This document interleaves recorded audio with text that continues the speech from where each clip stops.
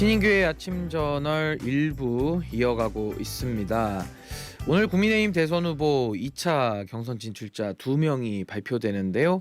민주당의 이재명 후보와 대결할 상대는 과연 누가 될지 많은 관심이 집중되고 있습니다. 이와 관련돼서 한동훈 캠프의 특보단장인 김종혁 전 국민의힘 최고위원님과 함께 경선 관련된 이야기를 좀 해보려고 하는데요. 전화 연결돼 있습니다. 최고님 나와 계시죠? 예, 신행커님 오랜만입니다. 예, 요즘 뭐 경선이 한창 진행 중이라서 많이 바쁘실 것 같은데 뭐 청취자분들께 인사 말씀 좀 먼저 해주시죠. 네, 신인규 아침 저널 요새 인기를 많이 끌고 있다는 얘기를 듣고 있습니다. 대한민국이 더 나은 국가가 되기 위해서 전화 신행커나 각자의 자리에서 열심히 하겠습니다. 감사합니다.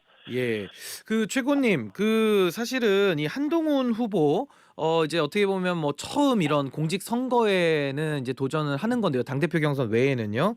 어떻게 보면 한동훈 캠프의 특보 단장으로 활동을 하시면서 한동훈 후보 요즘 좀 폼이 어떻습니까? 많이 올라왔습니까? 어떻게 평가하십니까? 폼이요? 어떤 게 예. 많이 올라왔냐고요? 예, 요즘 뭐 활동하는 모습 옆에서 이제 아, 여러 가지 전략도 논의하시고 같이 하실 텐데 좀 평가를 좀 하신다면 어떻게 평가하실까요?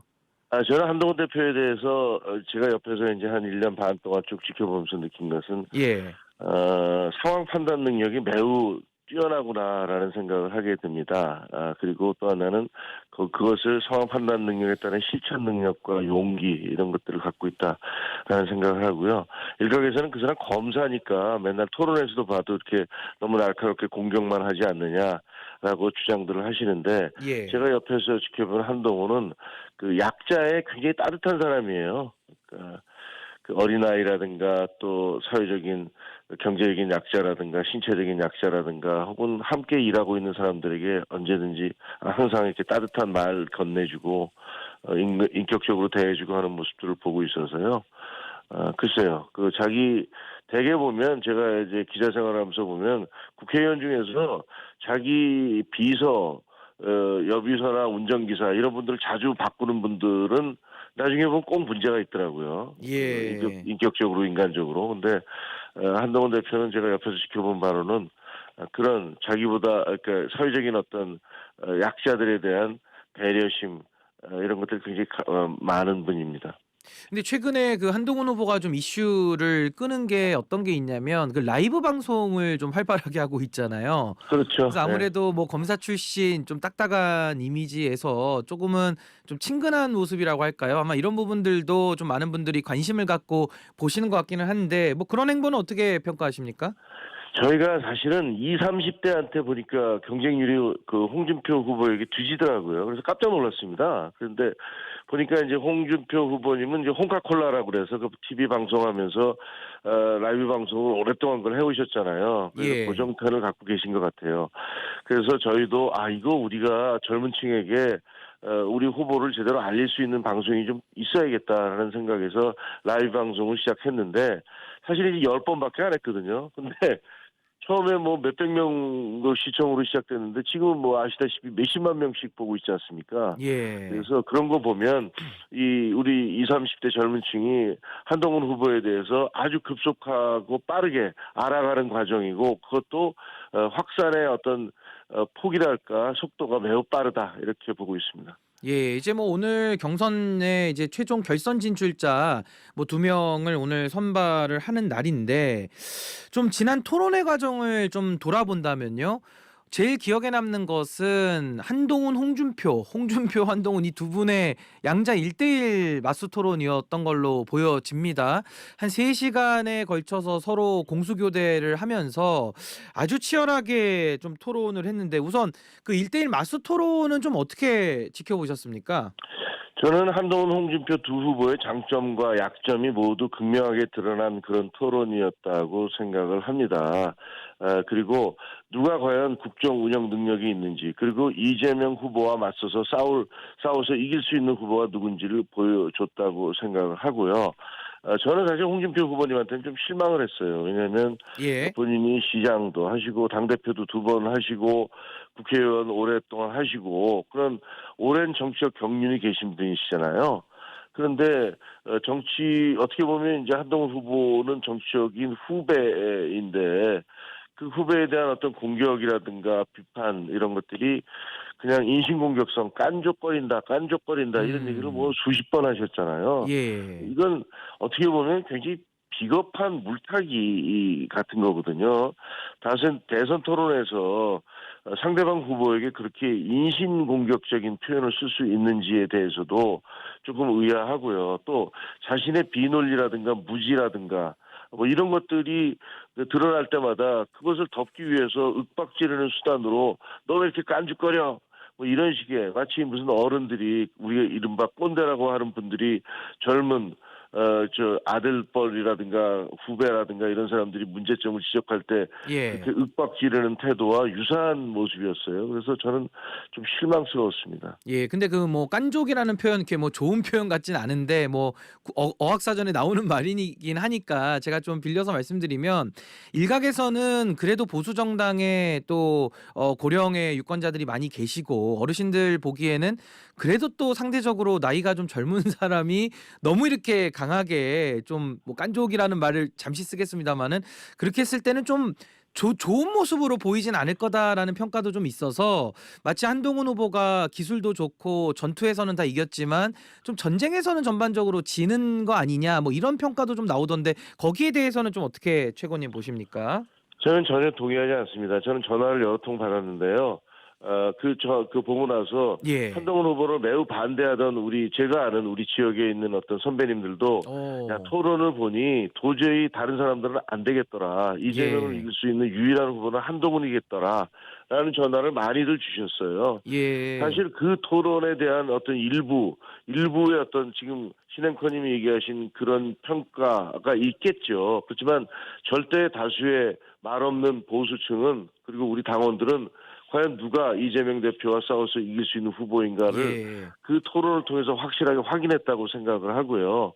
그리고 그 경선 후보 토론이라는 것은 동등한 자격에서 서로의 공방을 주고받는 겁니다. 그 나이를 가지고서 따지는 거 아니잖아요. 예. 근데 내가 더 나이가 있으니까 너는 나한테 겸손하게 얘기하고 공손하게 얘기해야 된다는 것은 그거는 뭐 어떻게 보면 태도에 있어서는 그래야 하는 것이 맞습니다만 논리에 있어서는 치열하게 그 공방이 이루어져야 되는 것이거든요. 예. 저는 그렇게 생각하고 이번 토론에 있어서 그것을 지켜보는 오히려 어느 정도 연세가 있으신 어르신들도 이래서 젊은 후보를 뽑아야 된다고 하는구나라는 것들을 느끼셨을 거라고 저는 믿습니다. 예. 뭐 어떻게 보면 한동훈 후보의 그런 경쟁력을 또 확인했다라고 또 볼 수도 있는 거니까요. 자, 그러면 그 지난 사자 토론회를 한번 좀 돌이켜 보면 양자 토론에 비해서는 상당히 좀 차분한 분위기에서 또 정책적인 얘기들도 일부 더 나오기도 했었는데 한동훈 후보는 홍준표 후보랑 뭐 강하게 충돌하고 이런 것보다는 안철수 후보하고 좀 토론을 많이 하시더라고요. 어떤 뭐 전략이나 뭐 어떤 계산이 좀 깔려 있었던 걸까요? 어떻게 보셨습니까? 그거는요, 김문수 후보님이 지목을 해주셨잖아요. 그래서 예. 김문수 후보님하고는 이미 1시간 반 동안 토론을 했고, 그 음. 다음에 또 홍준표 후보님하고도 3시간에 걸쳐서 토론을 했잖아요. 그런데 안철수 후보님은, 토론을 직접적으로 한 적이 없습니다. 그렇기 때문에, 그래서 안철수 후보님과도 세 명의 경쟁 후보가 계시니까 골고루 질문해야 될 부분을 질문하고 서로 어. 공방이 오가는 것들이 그게 균형 있고 공정한 태도라고 생각을 하기 때문에 그러셨을 거라고 봅니다. 예, 그러니까 균형을 맞추기 위한 전략이었다 이렇게 보시고요. 그 한편 최고님, 지금 국민의힘의 경선이 주목을 많이 받는 것 같으면서도 뭔가 이렇게 좀 본질은 빠져 있는 느낌을 지울 수가 없는데 아마 그 부분이 한덕수 대행의 차출설 뭐 거의 이제 출마가 기정사실화 되어가고 있는데요. 최고님 보시기에는 한동훈 후보의 입장처럼 한덕수 대행의 차출 여부 이 부분에 대해서 좀 부정적으로 보고 계실까요? 어떻게 보십니까? 아니, 이재명 후보를 막기 위해서 우리가 모두 함께 힘을 합쳐야 된다는 것은 뭐 누구도 부인할 수 없는 커다란 명제입니다. 그런데 지금 현재 국민의힘 경선이 진행되고 있는데 거기서 기물 빼는 행동을 하면 안 되잖아요. 예. 예를 들면 비상대책, 한덕수 총리 대행이 뭐 나올지 안 나올지는 모르겠습니다. 나온다 하시더라도 그분과 협상을 하는 것은 우리 경선을 통해서 뽑힌 후보가 하시는 거잖아요. 예. 그런데 경선이 진행되고 있는 와중에 비대위원장이 따로 누군가를 만나서 단일화를 하게 해달라라고 얘기를 하면서 이렇게 기물 빼는 행동을 하는 건 도저히 이해하기가 어렵고요. 더구나 그 협상이라는 것은 후보들끼리 그러니까 빅텐트를 치기 위해서 서로 모여서 협상을 해야 되는데 다른 사람들은 어떻게 하겠다는 말이 있지도 않은데 일부 후보님들께서는 뭐 콘클라베 방식이네 뭐 두 번 토론회 어떻게 하자느니 이런 식의 구체적인 일방적인 얘기를 해버리면 그거는 가능성도 있는 게 아니지 않습니까? 예. 그래서 저는 이게 우리 경선 자체를 굉장히 물타기를 하고 기임을 빼버리려는 보이지 않는 손이 움직이고 있는 건가? 이게 도대체 뭐지? 그러니까 쉽게 얘기하면은 한동훈은 어떻게 해서든지 막아야겠다라는 그래서 이 경선에서 예. 한동훈이 또 다시 지난번 그 대표 경선 때처럼 무슨 스타로 등장하는 것들을 막겠다라는 그 생각이 우선인가? 정권을 지켜야 된다라는 그 생각보다는 한동훈을 막아야 된다는 걸 앞세우는 분들이 작동하고 있는 건가 하는 그런 의구심을 버릴 수가 없습니다. 아니 그러니까 지금 최고님 말씀에서 저희가 좀 생각해 보자면 지금 국민의힘의 경선인데 국민의힘의 경선을 국민의힘에 좀 책임 있는 분들이 오히려 김을 빼고 있는 이 부분이 좀 국민들은 이해가 안 되는 면이 좀 있는 것 같고요. 그렇습니다. 그리고 이제 한덕수 대행과의 뭐 단일화 여부 이거는 아직 한 대행이 뭐 출마 선언도 안 한 상황일 뿐만 아니라 지금 후보가 선출되고 나면 아마 당원 당규에 따라서 또 당무 우선권으로 후보가 또 어떤 고도의 정치적 의사 결정을 해야 되지 않겠습니까? 근데 그렇습니다. 이게 좀 순서가 뒤바뀌어 있다라는 인상을 좀 지우기가 어려워서 여쭤본 겁니다.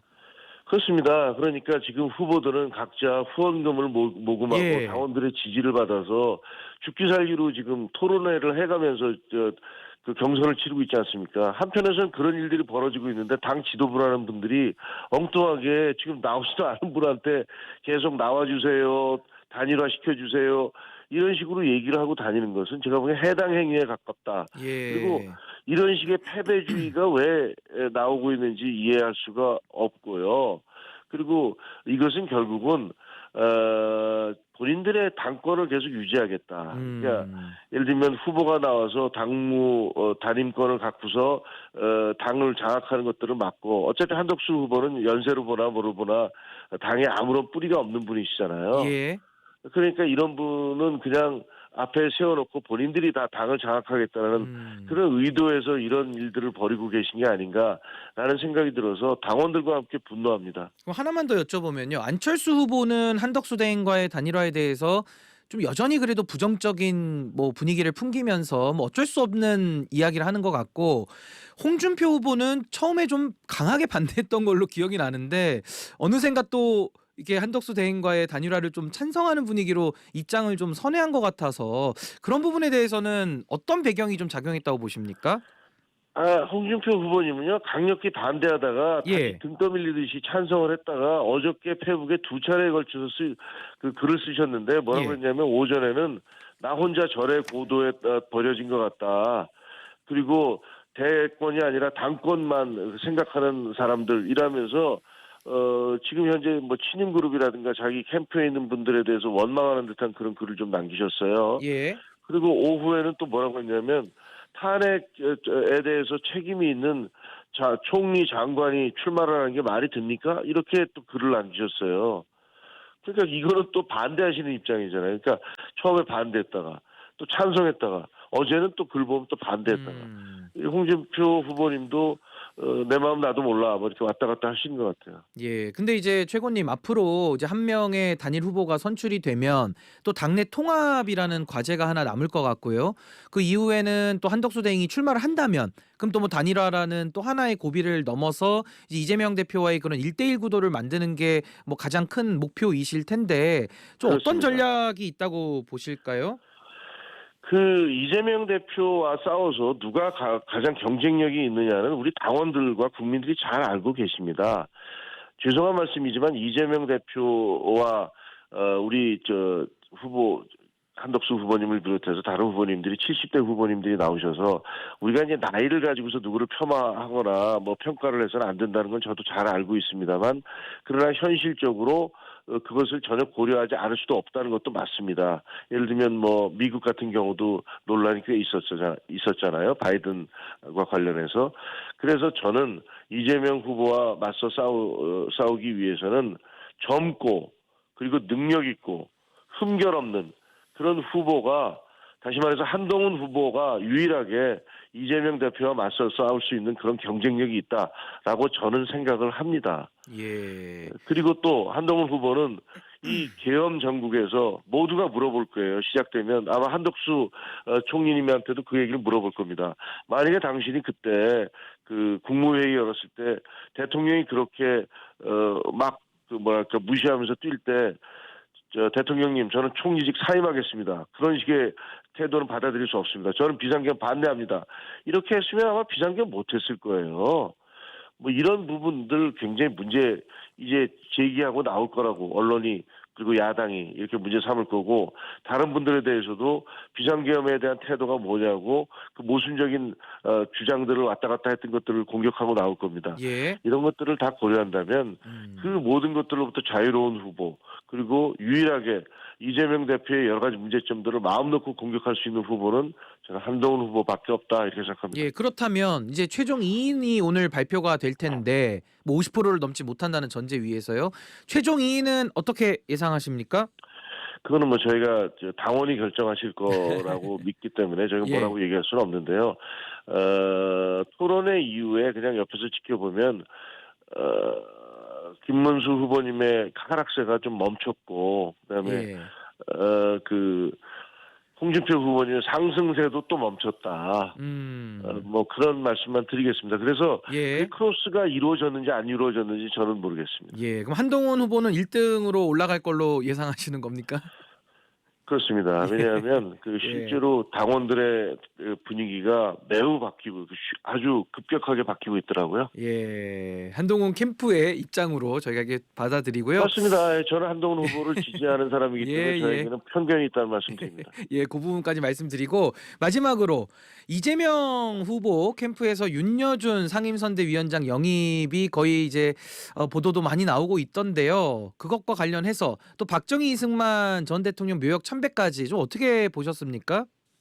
그냥 본인을 분칠하는 거죠. 뭐 위장하는 거죠. 뭐 저는 뭐 이재명 후보님이 민주당을 우리는 중도 보수 정당이라 얘기를 했던 적이 있지 않습니까? 그 얘기를 들으면서 박근혜 전 대통령 박근혜 대통령 존경한다 그랬더니 진짜 존경하는지 알아?라고 얘기하면서 부정하던 그 장면이 떠올랐습니다.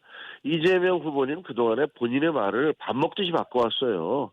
예를 들면 무슨 뭐 통합하자, 화합하자 그래놓고서 나를 그때 체포동의안에 동의했던 사람들은 검찰과 짜고 나를 그런 것이다라고 이런 식의 얘기를 했고 그다음에 당내 화합을 얘기하면서 역사 이래 최대의 공천 학살을 하지 않았었습니까? 그래서 지금 어버이 정당으로 일극 체제를 완성했기 때문에 그런 여러 가지를 본다면 지금 뭐 윤여준 씨를 영입을 한다든가 그다음에 무슨 현충원에 가서 예. 20만 박정희 묘를 참배한다든가 그냥 다 제스처다. 예. 이거는 본인의 어떤 색깔을 감추기 위한 위장 전술에 불과하다라고 저는 생각합니다. 예, 여기까지 듣겠습니다. 지금까지 국민의힘 경선 후보 한동훈 캠프 특보단장을 맡고 계신 김종혁 전 국민의힘 최고위원과 함께했습니다. 최고위원님 고맙습니다. 감사합니다.